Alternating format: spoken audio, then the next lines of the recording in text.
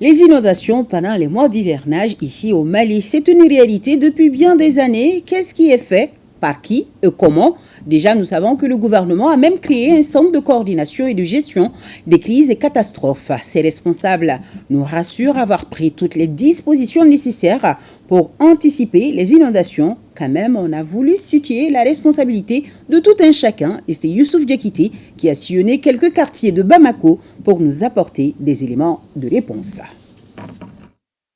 Les inondations sont généralement la grande quantité d'eau qui se répand, débordant et qui inonde le pays, la ville ou le quartier. Cette année, le gouvernement n'est pas resté muet face à la question, sachant que les services météorologiques annoncent de fortes pluies. Ça, c'est le mois de juillet, août, septembre. C'est tout le Mali qui devient une coloration verte. Et que ça veut dire que le cumul pluviométrique attendu dépasse la normale. Et la normale, voici son coefficient, c'est 40. Voilà, ça dépasse la normale de 45%, alors que la normale, c'est 33%. Voilà. Donc, ça veut dire que les risques d'inondation sont extrêmement élevés pendant la période humide. Nous avons pour mission fondamentale d'apporter aide et assistance aux populations. Et c'est pourquoi, chaque fois qu'il y a le besoin, en tout cas en ce qui concerne les usagers, nous nous déplaçons pour apporter les secours nécessaires.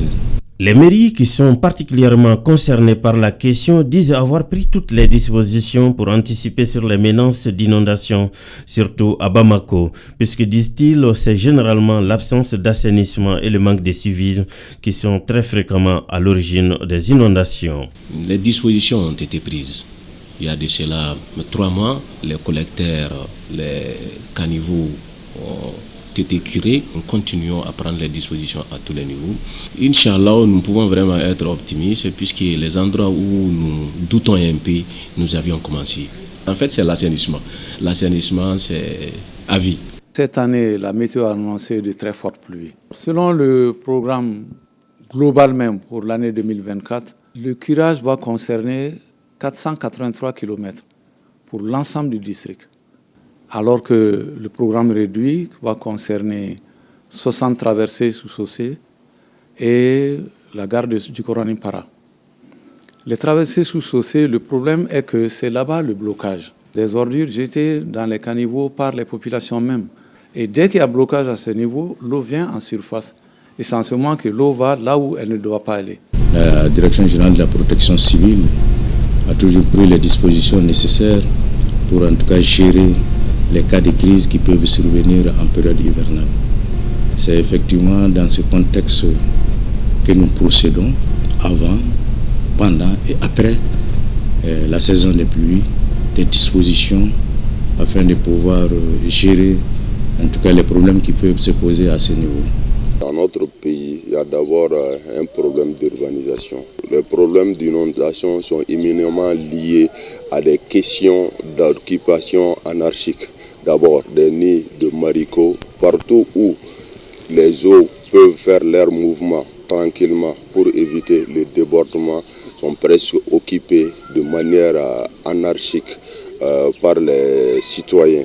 Psychogec est l'outil opérationnel du comité interministériel de gestion des crises et catastrophes. La présente activation est survenue le 30 mai 2024 par le ministre de la Sécurité et de la Protection civile après avis du Premier ministre. Dans la gestion d'une crise, le Psychogec s'appuie sur les centres de commandement. Ce comité est chargé de déclarer l'état de catastrophe et de crise au niveau communal, niveau local, niveau régional et au niveau national. C'est pourquoi c'est l'occasion pour les autorités en charge de la question de donner quelques conseils et mettre un accent particulier sur les bonnes pratiques qui empêchent les inondations. La conduite à tenir, c'est surtout préserver la vie, les biens et surtout les enfants et à la veille des orages quand il pleut. La mise en place du comité interministériel de gestion des crises et de catastrophes face à la contingence inondation démontre de la volonté politique et stratégique des plus hautes autorités d'assurer l'organisation et la coordination de la gestion interministérielle des inondations. Il y a 2 raisons majeures qui font que nous sommes très optimistes. Premièrement, ça constitue une vraie préoccupation pour les plus hautes autorités. Et plusieurs départements sont impliqués. Et quand les uns et les autres vont mettre ensemble leurs moyens, leur énergie, c'est en ce moment qu'on viendra à bout. Et si en amont, les curages des caniveaux et des traversées sous chaussée, si c'était effectué de façon vraiment objective et de façon concrète, ça va minimiser les chances des inondations. L'assainissement, c'est une question de sensibilisation parce qu'il y a de mauvaises pratiques. Et cette mauvaise pratique, il faut sensibiliser à un moment donné que les gens arrêtent. Donc je pense que si nous arrivons à sensibiliser et que tout le monde quand même apporte sa petite pierre, je pense que nous allons quand même avoir un résultat net et positif. La population, on ne cessera de le dire, les déchets jetés dans les caniveaux par nos concitoyens. Nous voudrons les inviter à changer de pratique, de méthode. Comprendre que ce n'est pas en jetant les ordures, les déchets solides dans les caniveaux, ce n'est pas la solution. Parce que ça peut créer un autre problème qui reviendra encore à eux. Pour mémoire, la Direction nationale de l'assainissement, du contrôle des pollutions et des nuisances a pour mission l'élaboration des éléments de la politique nationale en matière d'assainissement et en assure l'exécution.